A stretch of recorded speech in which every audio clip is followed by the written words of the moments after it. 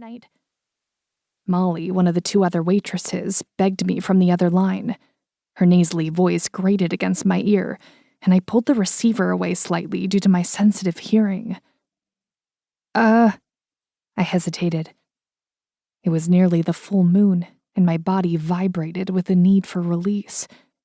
I knew I wasn't getting a certain form of release because of the lack of eligible men, so my desperation for a run was at an all-time high. "Carter has a fever, and Chad isn't picking up, the piece of shit. I'll owe you one." She pulled at all my sympathy cards, sick kid and shitty boyfriend. "Yeah, sure," I said, sighing into the phone. "You're the absolute best. Thank you so much."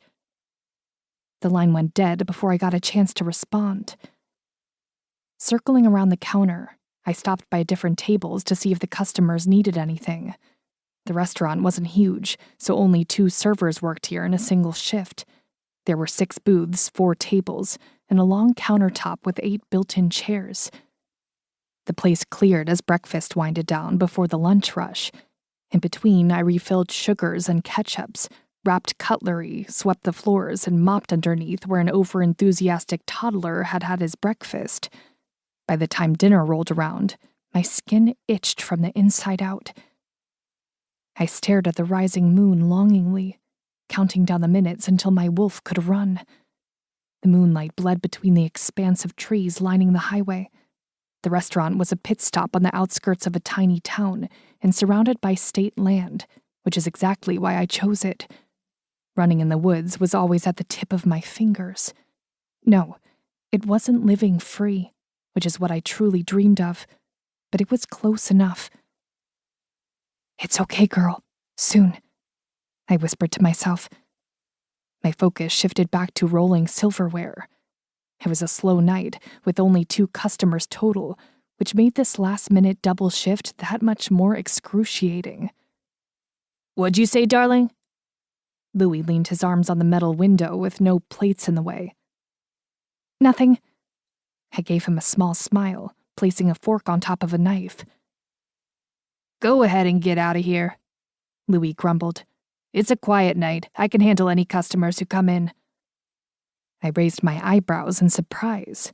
This wasn't a usual offer from him.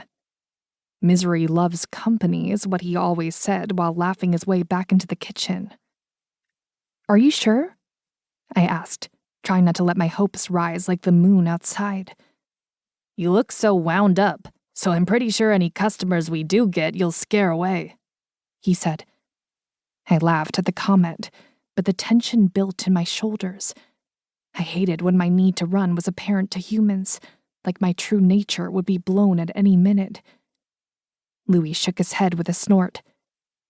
"Get out of here already. I'll see you tomorrow." "Thanks." I fiddled with my apron, and it landed with a clunk on the counter. Louis raised an eyebrow at me. I laughed sheepishly, pulling my tips from the pockets. Oh yeah, I kind of needed those. With a wave, I was out the door. I didn't have a car, but luckily I found someone willing to rent a small room over their garage to me a mile away. The journey was quick, probably because I ran for most of it. Once inside, I threw my tips into a shoebox I kept stashed under my bed. Not the best hiding place, but this tiny town wasn't known for theft, and it was a hell of a lot safer than where I had spent most of my life. I peeled off my work clothes, leaving them rumpled in the corner.